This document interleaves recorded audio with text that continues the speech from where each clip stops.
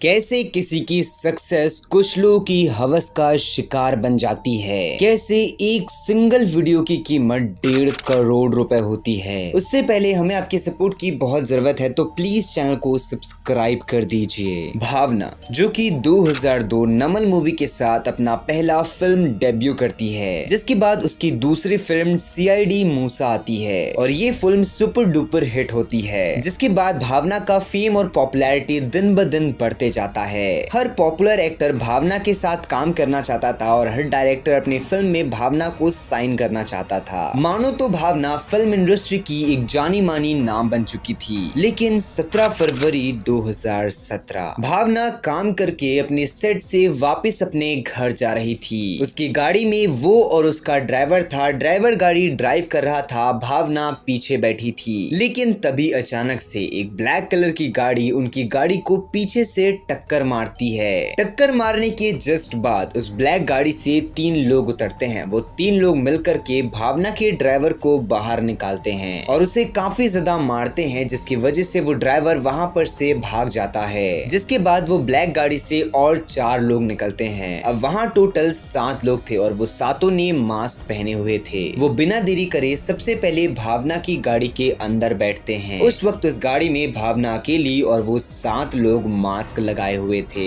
जिसके बाद बिना देरी करे पारी पारी से वो भावना को अपनी हवस का शिकार बनाते हैं। वो 7 लोग में से ही एक इंसान उस गाड़ी को ड्राइव कर रहा था सुनसान जगहों पे। लगभग 2 घंटा तक वो गाड़ी ड्राइव होती है और वो पारी पारी से मिल कर भावना के साथ गलत काम करते हैं। तभी पल्सर सुन्नी नाम का एक व्यक्ति वो अपना फोन निकालता है और भावना की वीडियो रिकॉर्ड करने लगता है। उस वक्त जो भावना की कंडीशन थी वो कंडीशन इतनी ज्यादा बेकार थी कि उसके शरीर में एक कपड़ा तक नहीं था। लेकिन तभी भावना अपनी बचाव के लिए पल्सर सोनी को पीछे ढकेलने की कोशिश करती है और उसी बीच में उस पल्सर सोनी के चेहरे का मास्क उतर जाता है। और जैसे ही भावना पल्सर सोनी को अपनी आंखों से देखती है तो वो उसे पहचान लेती है कि वो एक बहुत फेमस एक्टर का ड्राइवर है और कई बार उसने उस ड्राइवर को अपने सेट में देखा है। जिसके बाद वो सातों लोग सुनसान जगह में उस गाड़ी को रोकते हैं और वो सब लोग बाहर निकल करके जाने लगते हैं। लेकिन तभी पल्सर सोनी भावना को कुछ ये कहता है कि अगर तुमने किसी को भी कुछ भी बताया तो वो तुम्हारी ये वीडियो को वायरल कर देगा। लेकिन उस वक्त जो भावना की कंडीशन थी वो ऐसी कंडीशन थी कि वो ढंग से चल तक नहीं पा रही थी। जिसके कुछ दिन के बाद तक तो वो ये चीज किसी को भी नहीं बताती। लेकिन तभी वो थोड़ी हिम्मत करके अपने एक दोस्त को ये सब चीजों के बारे में बताती है। वो दोस्त भी उसे फिल्म इंडस्ट्री का एक जाना माना डायरेक्टर था। तभी वो दोस्त भावना को ये चीज सजेस्ट करता है कि तुम ये सब चीज पुलिस स्टेशन में जाकर के बताओ। आज तुम्हारे साथ वो 7 लोगों ने मिलकर के कुछ ऐसा किया है, कल को वो तुम्हारी जान भी ले सकते हैं। जिसके बाद भावना हिम्मत करके पुलिस स्टेशन जाती है और पल्सर सुन्नी के खिलाफ FIR रिपोर्ट फाइल करती है। लेकिन ये जो केस था, ये केस कोई नॉर्मल प्रोफाइल केस नहीं था, बल्कि एक एक्ट्रेस का केस था, जिसकी वजह से एक हाई प्रोफाइल केस बन चुका था। पुलिस बिना देरी करे एक्शन लेती है और सबसे पहले पल्सर सुन्नी को जाकर के अरेस्ट करती है। जैसे ही पल्सर सुन्नी अरेस्ट होता है, उसके साथ साथ उसके 6 साथी भी अरेस्ट हो जाते हैं। अब यहाँ तक तो सब कुछ नॉर्मल लग रहा था कि जिसने गलत काम किया पुलिस ने उसे अरेस्ट कर लिया। लेकिन पल्सर सुन्नी के अरेस्ट होने के 2 महीने के बाद उसी जेल से एक कैदी रिहा होता है और वो जो कैदी था वो कैदी 2 महीने से पल्सर सुन्नी के साथ ही रहा करता था और वो कैदी और पल्सर सुन्नी के बीच में काफी अच्छी दोस्ती हो गई थी। जिसके बाद जब वो कैदी बाहर आता है तो वो एक लेटर लेकर के आता है और ये लेटर किसी और ने नहीं लिखा था, बल्कि पल्सर सुन्नी ने लिखा था। वो लेटर में पल्सर सुन्नी ये कहना चाहता है कि वो लोगों ने ये सब कुछ अपनी मर्जी से नहीं किया,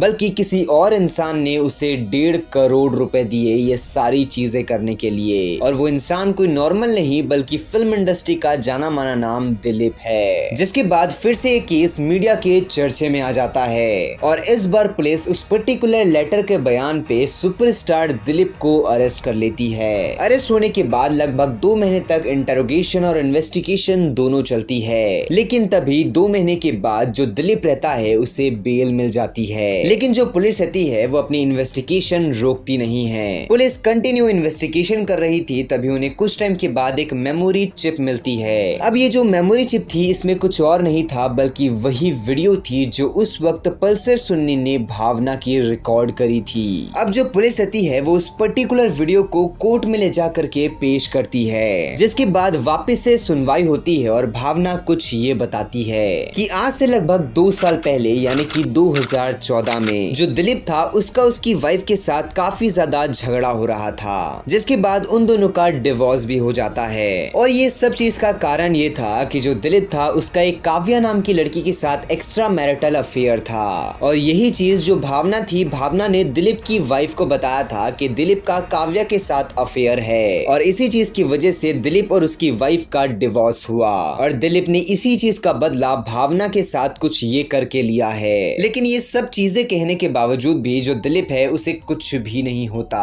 दिलीप के ऊपर ना ही कोई चार्जेस लगते हैं और ना ही जेल होती है। दिलीप आराम से बाहर अपनी शूटिंग कर रहा था, सारी चीजें कर रहा था। लेकिन तभी जो पुलिस थी उसकी इन्वेस्टिगेशन शुरू थी, और पुलिस को तभी दिलीप के पर्सनल डेटा में से कुछ ये मिलता है, एक ऐसी रिकॉर्डिंग जिसमें दिलीप ये कह रहा था कि जो भी पुलिस वालों ने उसे अरेस्ट किया है वो उन सबको मार देगा।